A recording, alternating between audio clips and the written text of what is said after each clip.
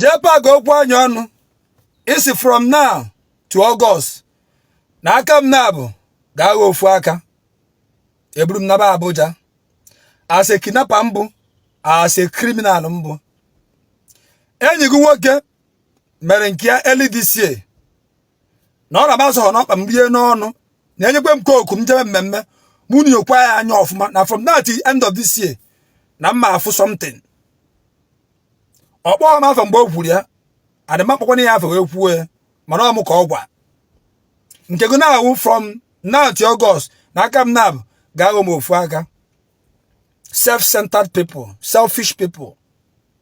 JPAC ka ị pụta kwuo na ị ga na-eme vidio ndị mmadụ analyze onye achọ ga-eme vidio analyze ya pụọ na Facebook. JPAC ma how many people ị gbagoro okwu na Facebook? Asị gị count how many people ị pụtọgo na Facebook nke gị na pụtọ ka ị na-ekwutọ ndị mmadụ nke gị abụọ analyze ị ma how many people na imeze vidio nke gị ekwuo maka nke gị owewe gị iwe ekwuzie maka nke gị aka m na-abagozie m ofu aka ka m gwa gị eziokwu ibe gị na-eji kọntaktị ha nwee wee na-enyere ndị mmadụ aka were kọntaktị ha nwee ewe na-arụ ihe n'ala Igbo ewere kọntaktị na ama ịntarọg n'ala Igbo mana kọntaktị nke gị wụ kọntaktị ị ga-eji m aka m na-abago ofu aka iburu m naba Abuja so ị na-arụzi na-abụ ị na-emezi ụmụnne gị aka na-abụ eburu ha naba Abuja nwaanyị n'ala Igbo na-agba ọkụ everyday ọbara na-agba n'ala Igbo ịmakwa na ndị Igbo ụmụ nwoke nwere anyị ebu ọzọ ibu maka ihe na-eme n'ala Igbo anyị nwadịzi ndụ kọntaktị ijizi na-awụ imezi aka anyị na-abụ ogho ofu aka thousands of people na-apụta na my video agbagha m onye unu akpọ m unu afọ mme vidio onye agọwa m iyi kpọọ m mugo si m vidio si m nke a m replies onye ahụ abụrụ m ajọ mmadụ anyị nọ n'ụwa eweta ihe ọjọọ asị na ihe ọma anyị nọ n'ụwa eweta eziokwu ekpuchie ya maka na eji kọntaktị ka eweme mmadụ intimidate ka emegide mmadụ na-eche unu n'enu unu St. Maria St. JPAC St. Oke unu chena ewu senti unu wee mefie omume unu amakagasị anyị nwa bụ ndị ọjọọ unu abụ ndị ọma anyị nwa bụ ndị ọjọọ unu abụ ndị ọma mmadụ ga-ese a picture na yiri panty post na Facebook then go comment section you are beautiful you are sexy hey God gave you this God gave you that enweghị condemn nne ịgba ọtọ ebe a shewu nobody condemn it it was ever condemn when people face ego does it concern you is it your business is it your body oh why not n'ime ya ụwa na-afụ eziokwu akpụrụ ihu na ana thousands of people na condemn ofu onye onye na condemn onwekwa onye a mere unu amakwa onye ahụ unu amarakwa ihe na-ese iju ọba onye ọjọọ esugoba onye ọjọọ echi onye ọjọọ ebido na onye ọjọọ about 1 million people now have turned as their enemy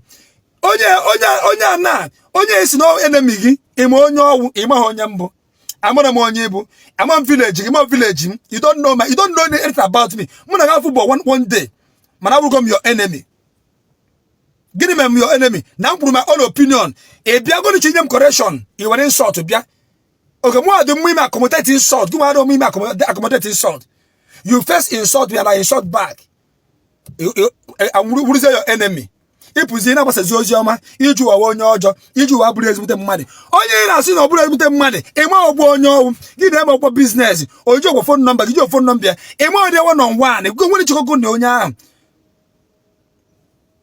isi na ajọ mmadụ na ọ bụrụ ezigbote mmadụ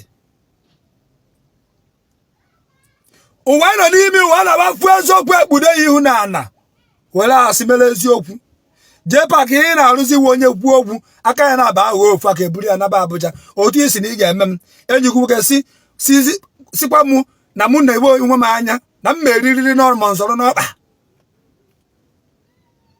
enyi gị nwoke si na m meririri ya n'ọrụ nzọrọ n'ọkpa gị wa ya ihe ememe aka m na-abagoro m ofu aka anyị na-afụcha ya niile na unu ji kọntaktị Abuja mana unu eji kọntaktị eluigwe spiritual supersede physical ihe niile unu na-azọ ọkịka aga m abụ eze ihe na like mpuo onwe ga-ekwu onye kwuo mkpọchie. One day in this life, everybody will lie down in a coffin by a grave. Everybody. Nani no cha Abuja ji contact. You are not a god, you can never be a god. Never. One day, sit there and you join the past president. And when they go around, my governor go around. How you chapa and bar? How know that we cheer up with people? Man, today, hand on a grave. You do understand? All those are in Moponina Hijaga. One day you will lie down and they will leave you. They will escort you to your grave and they will leave you. Yani na so. Yani nu na kokasisi. Ana kokasisi. Ana mo kanga. Agbochigomia no. Ogbosama agbochia. Agbochigomia. Ono zi Abuja. Ono zi Eba. Ono Oka. Ono State ID. Ono Nka. Ono Eba. Ono Eba. Ono underground cell. Ono prison. One day in this life,